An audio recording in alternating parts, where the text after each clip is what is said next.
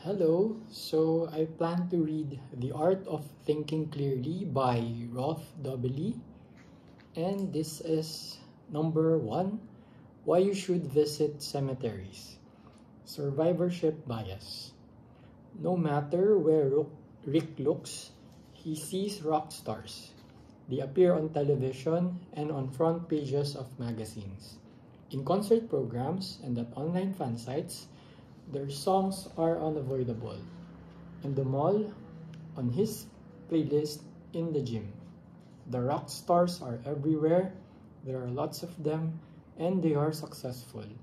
Motivated by the stories of countless guitar heroes, Rick starts a band. Will he make it big? The probability lies a fraction above zero. Like so many others, he will most likely end up in the graveyard of failed musicians. This burial ground houses 10,000 times more musicians than the stage does. But no journalist is interested in failures, with the exception of fallen superstars. This makes the cemetery invisible to outsiders. In daily life, because triumph is made more visible than failure, you systematically overestimate your chances of succeeding. As an outsider, you, like Rick, succumb to an illusion and you mistake how minuscule the probability of success really is. Rick, like so many others, is a victim of survivorship bias. Behind every popular author, you can find 100 other writers whose books will never sell. Behind them are another 100 who haven't found publishers. Behind them are yet another 100 whose unfinished manuscripts gather dust in drawers. And behind each of these are 100 people who dream of one day writing a book. You, however, hear of only the successful authors. These days, many of them self-publish and fail to recognize how unlikely literary success is. The same goes for photographers, entrepreneurs, artists, athletes, architects, Nobel Prize winners, television presenters, and beauty queens. The media is not interested in digging around in the graveyards of unsuccessful, nor is this its job. To elude the survivorship bias, you must do the digging yourself.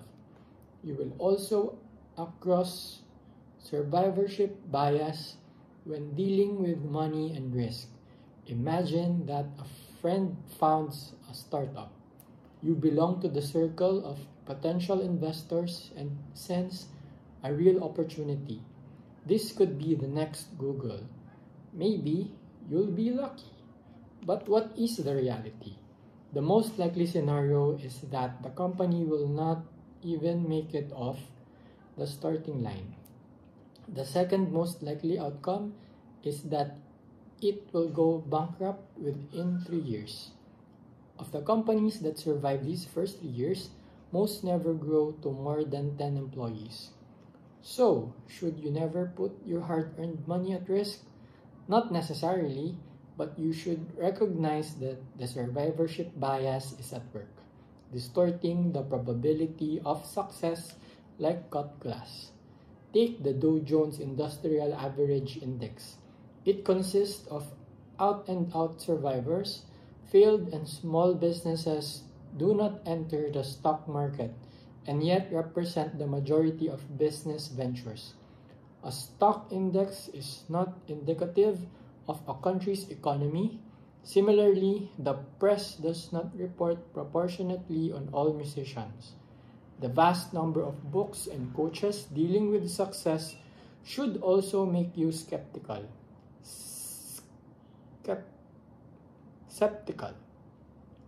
The unsuccessful don't write books or give lectures on their failures.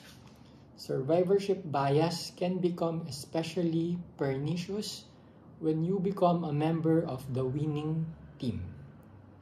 Even if your success stems from pure confidence, you'll discover similarities with other winners and be tempted to mark these as success factors. However, if you ever visit the graveyard of failed individuals and companies, you will realize that its tenants possess many of the same traits that characterize your success.